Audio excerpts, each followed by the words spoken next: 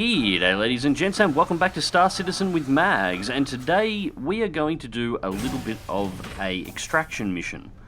This is part of the emergent gameplay that Star Citizen is already making itself somewhat famous for, and it's one of the things that I like doing that isn't actually technically a mission in Star Citizen. So today we'll be taking the Cutlass Black out, and what's happened is a player, I don't actually know the person, I've just spoken to him in chat, has got himself trapped at Korelia.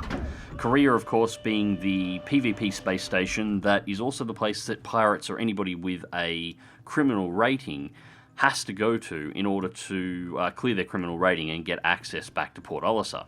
Now, he's cleared his criminal rating, but he's now trapped on the station. There's two players there that have blown up his ship on the landing pads outside and are currently circling around the station waiting for him to try and come outside so they can shoot him. I'm going to try and recover him. So anyways, this is the Cutlass Black. I haven't really shown this one on channel before. It is a fantastic machine, but it won't be looking quite like this one for too much longer. It's actually in the process of getting a rework that will change its design up a little. It's designed as a militia patrol vessel. It is, well, it's a two-seater, as you can see. It's got a Rio seat just behind. It's got a large cargo hull. It's got a dedicated tractor beam position. It has a defensive turret. It has 3 potential access points inside of the ship. Yes, computer. Alright, we'll just thrust off here. Launch complete. And we're up. Track the landing gear, and we'll jump out. And we're going to jump to the comm satellite first before we can get a vector onto Korea. Yeah, as I said, it's got 3 access points inside of the ship. It's got the main rear access point. Yes, computer. Good from the outside. It's marketed as a militia patrol vessel, but it's really the pirate vessel because of what it's designed to do, or it's a very pirate-orientated vessel. The rear hatch at the back is your main entrance in and out of the vessel. It has a door just behind the cockpit that you can see there that allows you to get out onto the wings, and you've got in the belly a docking port so you can dock to ships externally and pull stuff up through the belly, or potentially drop people out of that directly into combat without actually needing to land. As I said, turret up on top that's accessible just behind the main cockpit door, and you can see the Rio seat just in there behind me. It's a great design. I'm looking forward to seeing what the rework is going to look like. It really does fill the part of a cheap mass-produced vessel, and it really does look like the kind of thing that a pirate would use. Decent firepower, good maneuverability, good cargo hold, the ability to tractor something in, and very versatile when you're going to either play the role of a police officer and actually legally check ships, or whenever you want to get into a ship and take somebody's stuff without express permission. As soon as the remodel is in game, I will actually go over this ship and take a bit of a look at it and see exactly what it looks like. And just checking with our guy at the moment, and here we are at Korea, and already I can see the guys circling the station. Now, doing this is particularly risky. These guys could just fire on the Cutlass as soon as I approach in which case I'll be under fire trying to get this guy out. The guy that I'm picking up, I don't actually know. He is just a player in the instance that I've joined. So it's quite possible he could come inside the ship, and since we're not in an armistice zone, he could shoot me in the back of the head and just take my ship. But I like doing this regardless. It's good practice. While flying a fighter is fun, and it's definitely something that I'm looking forward to doing in Star Citizen, I'm really interested in the other roles from the military side. Close air support and combat insertion and extraction in particular. Along with exploration, but there's no way for me to actually practice that at this point. And so we can see I've got our guy here. Looks like he's in a Hornet. He's circling the station. There's a second, can't actually see what that second ship is. Now, I have no doubt that he's noticed me, but he doesn't seem to be paying me any attention at this point. So there was gunfire before, so there's definitely shots being fired.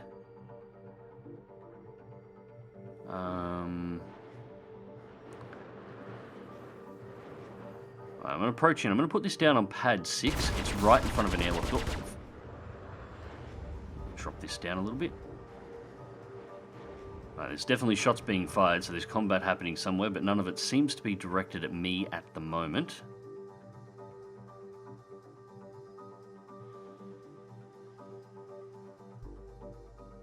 The Hornet still doesn't appear to be paying me much in the way of attention. I think that was happening on the other side of the station.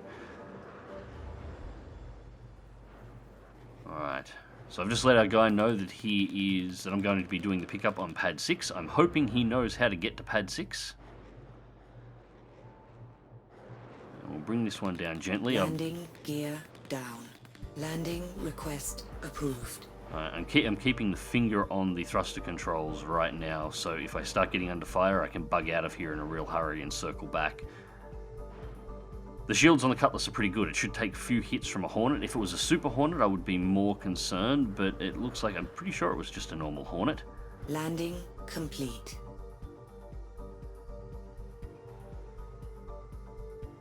Alright, come on, buddy, where are you?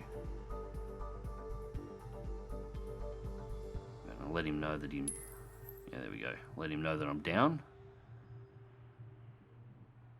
The shot's being fired. He may not come out of that airlock door. He may actually already be outside the station and they're trying to shoot him from the ships, which, unfortunately, that kind of griefing is actually a thing. Just jump out of the cockpit here quickly. Load up a weapon. Now, the good part about the doors in the Cutlass, the guy will be able to open the back door and walk into the ship, but if he wants to open the pilot's door, he has to hit the button to the left-hand side. So it means I'm going to be able to get a look at him and see if he's armed, see whether he looks like he's hostile and interested in taking the ship before he can actually access the doors. And if he opens the doors up, and oh crap, the Hornet's out there and following him. Alright, get in the seat. Alright, I'm going to have to assume that this guy is not trying to kill me and the Hornet's trying to kill him. Check the externals. Alright, he's closed up the outside door, and yet the Hornet's right behind me. It's going to open fire as soon as I take off. Alright, see if you can follow me through this. Throttle to max. Up through the station. Little clip there. Landing gear up. Track the landing gear, and we pull back over. Now, where's my quantum drive? And that'll do. Any destination that is not here is good. Is now on. I can hear shots being fired in the background. I don't know if they're coming at me, but nothing hit me, and we are out of here. Alright, extraction complete. And I figure at this point I should probably ask my passenger here whether or not he's interested in going to Port Olisar or Grim Hex, so they can get into either one. Grim Hex. Spell it correctly.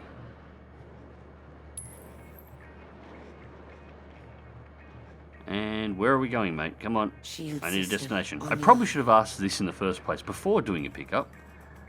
Ollie. Alright, so we're going to Port Olisar. That's nice and easy.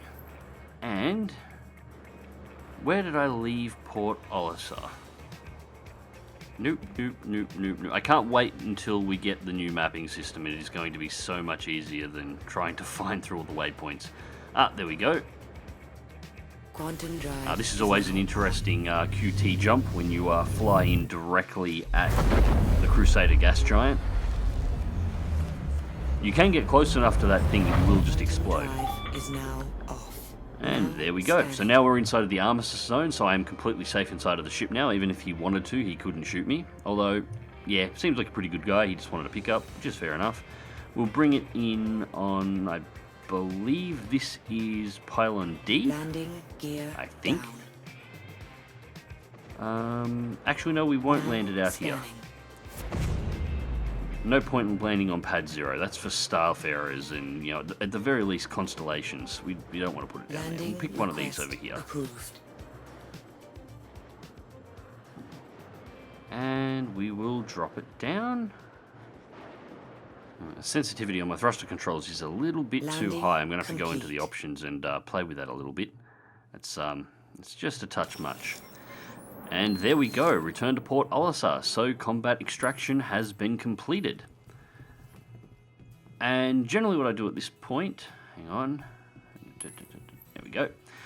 Generally what I do at this point is I offer the person that I've pulled out of wherever that I've picked them up from, since they did me the courtesy of not shooting me once they got inside of my ship, to take my ship.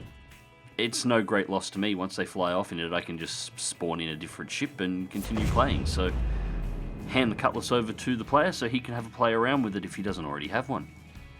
And if it turns out he does have one, I generally just shout out in chat, let people know that there is a Cutlass there if anyone wants to take it for a test flight. Anyways, ladies and gents, that's the Cutlass Black and just a little bit of emergent gameplay and the stuff that I like to do in Star Citizen when I'm not flying the actual missions that are designed to be run. I hope you enjoyed the video and thank you very much for watching. Don't forget to leave a comment in the comment section down below, and until next time, click like if you do, subscribe if you want to see more, fly smart, fly safe, and I will catch you around the verse.